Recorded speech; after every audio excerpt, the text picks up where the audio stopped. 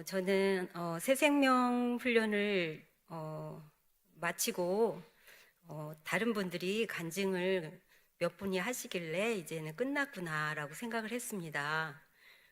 그런데 갑자기 어제 신승한 목사님께서 간증을 하라고 말씀하시는 거예요. 정말 당황스럽고 제가 너무 그때부터 떨리기 시작했습니다. 그러나 예전에 제가 순종하지 않는 사람이었습니다. 그냥 개인적으로 전도하는 거 이런 거 좋아하고 또 시키는 일은 잘 했기 때문에 어, 이런 무대에 세우시려고 하면 저는 도망을 갔습니다. 그래서 어, 진짜 많이 혼났습니다, 하나님께. 그래서 이번에는 제가 이제는 전도의 아니 그 순종의 훈련을 받으리라는 각오로 살고 있기 때문에 그냥 순종하는 마음으로 그냥 신목사님께 하겠다고 이렇게 말씀을 드렸습니다. 많이 떨리고 제가 눈이 잘 안 보여서 원고를 써갖고 오라고 하셨는데 저 안 보여요.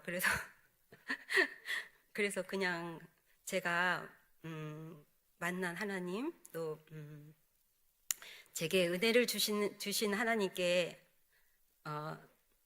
하나님을 체험한 것을 여러분들과 나누고자 합니다. 저는 20살 때 아버지의 아픔으로 인해서 예수를 믿게 됐습니다. 저희 아버지가 중병에 걸리니까 동네에 교회에서 신방을 오셨던 것 같아요. 저희 어머니께서 제가 밖에 나갔다 왔더니 우리 예수 믿을래? 이러시는 거예요. 교회에서 신방 오셨다 가셨다고. 그런데 저희가 칠남매인데 제가 제일 먼저 어머님을 따라 나섰습니다. 그리고 저와 올케 언니와 엄마 이렇게 눈이 수북히 쌓인 그 새벽길을 다니면서 새벽 기도를 하게 됐습니다. 그래서 그때부터 이제 예수를 믿게 됐고요. 그러면서 이제 교회를 다니지만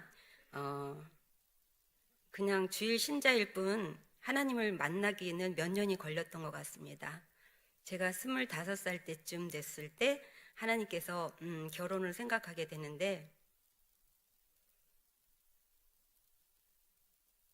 기본을 갖춘 아기, 영성을 이렇게 갖춘 아기가 태어났으면 좋겠다라는 소망을 하나님께서 품게 하셨어요. 그래서 그때 새벽 기도를 다니면서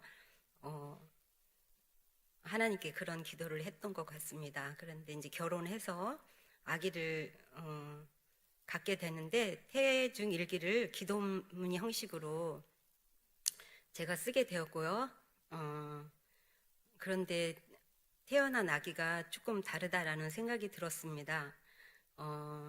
제가 이제 그때 아버지 병환과 큰오빠 사업 실패로 인해서 저희 가정이 좀 어려워져서 제가 유아교육과를 들어갔지만 마치질 못하고 서울에 돈 벌러 왔어야 했어요. 그래서 가정의 보탬이 되기 위해서 돈을 벌어서 보내야만 했기 때문에 근데 그 유아교육과에서 배운 그 아이들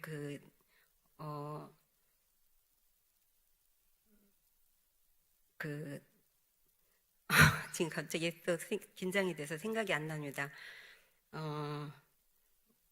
유아교육과에서 배운 그 아이들 심리에 대해서, 아동 심리에 대해서 제가 관심이 많았고, 그래서 아이들을 어떻게 갖고 또 기도하며 또 기도 생활하며 말씀 보며 또 태중일기 쓰며 시간 생활을 철저하게 한 결과 아기가 좀 다르다라는 생각이 들었고 그때부터 하나님께서 쭉 인도를 해주셔서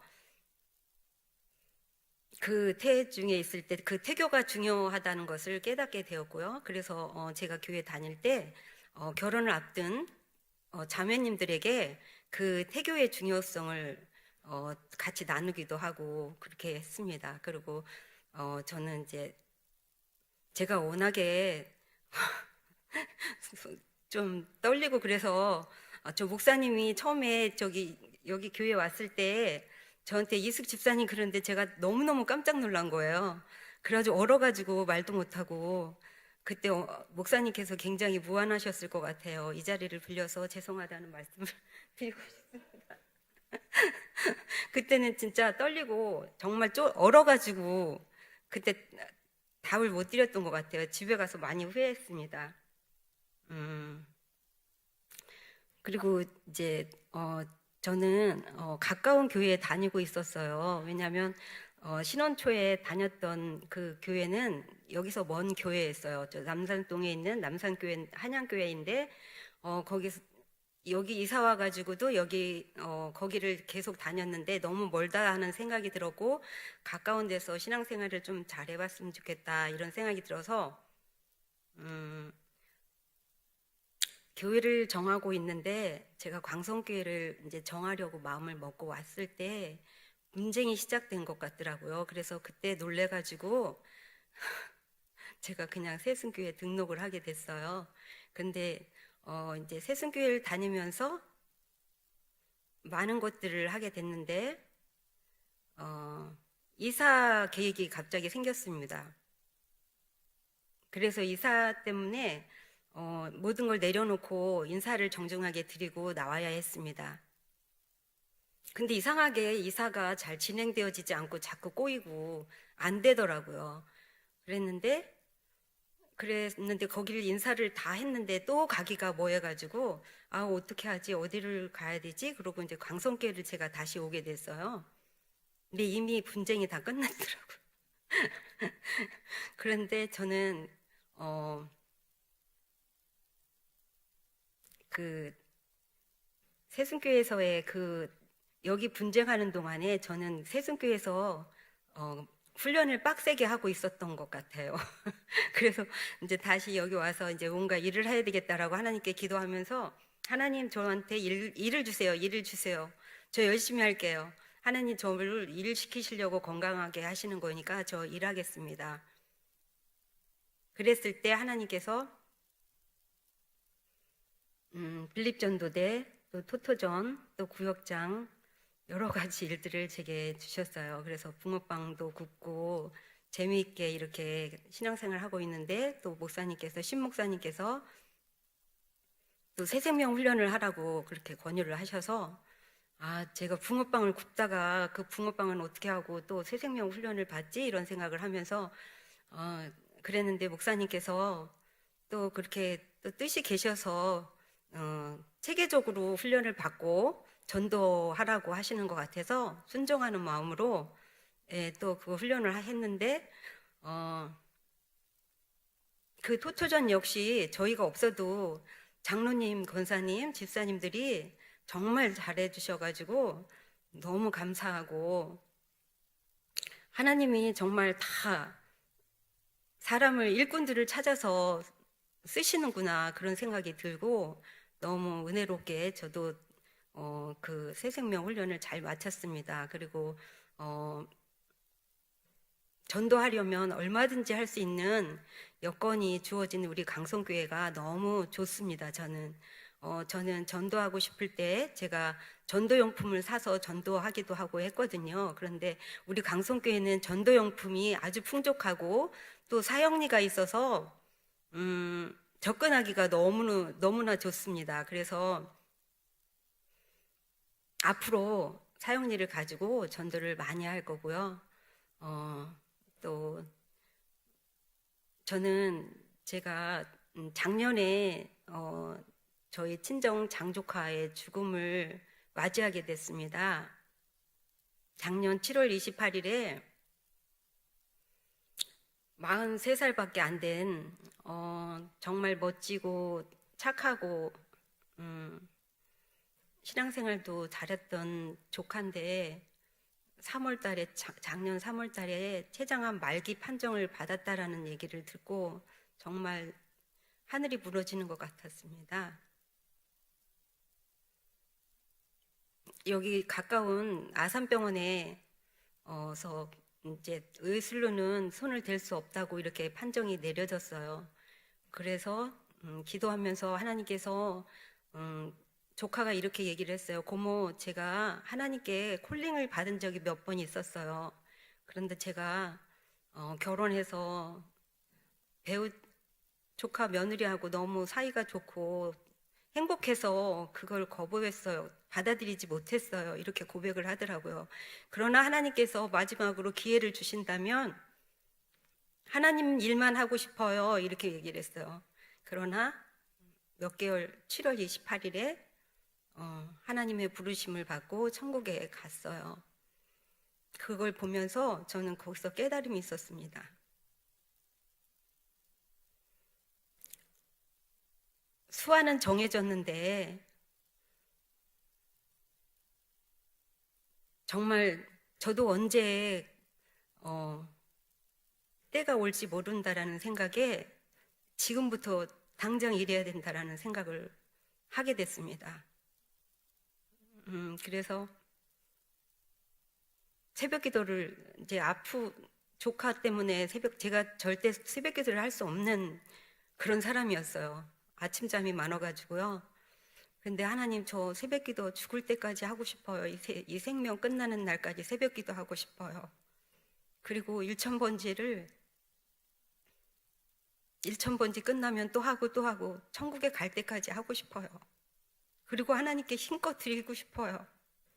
그리고 하나님 일하고 싶어요. 이랬을 때 하나님께서 일거리도 주시고 또 제가 아프면 하나님께 이렇게 기도합니다. 하나님께 먼저 드릴게요. 저 병원비. 저를 고쳐주시고 건강하게 해주셔서 하나님 일하게 해주세요. 그러면 하나님께서 정말 건강하게 해주셨고 지금까지 정말 먹는 약 없이 건강하게 주의를 할 수 있게 해주신 하나님께 감사드리고요. 제가 시어머니를 모시는데요. 제 시어머니께서 절대 믿을 분이 아닌데 갑자기 불안한 마음을 하나님께서 넣어주셨는지 저희 집에서 살고 싶다고 하셔가지고 제가 모시고 올 때 저희 집에 오시면 예수 믿어야 된다고 말씀을 드렸는데 그때부터 지금까지 한 번도 어긴 적이 없고 예배도 잘 드리시고 어떻게 해야 되니? 그러면 이렇게 하시면 좋을 것 같아요. 그리고 예배도 같이 드려요. 그러면은 따라 하시고 스펀지처럼 흡수가 너무 잘 되고요. 유튜브로 처음에 제가 천국과 지옥 간증을 좀 보여드렸어요. 그랬더니 얘야, 내가 시골에 있었으면 지옥 갈 뻔했다 이렇게 말씀하시는 거예요. 그러면서 지금은 제가 하나님께 드려야 되는데요. 감사헌금 드려야 되는데요. 그러면은 얼마 드려야 되니? 그러면은 신껏 드리세요. 신껏. 그러면은 예, 그걸 순종하시고 또 내가 이 땅에서 얼마나 살겠니? 하나님께 뭐든지 많이 드리고 싶다. 이렇게 이제는 말씀하시고 제가 이제 전도 나올 때 사실은 어머니께서 그때 모시고 올 때 당시에는 내가 얼마 못 살고 죽을 것 같다. 너네 집에서 죽으련다. 이러면서 오셨거든요. 그리고 약을요, 여러 가지 약을 드셨어요. 그런데 하나씩 끊게 하시더니 지병인 기관지 확장증이 있거든요. 어머니께서. 근데 그게 굉장히 독해요. 왜냐하면 가래를 삭히는 약이기 때문에.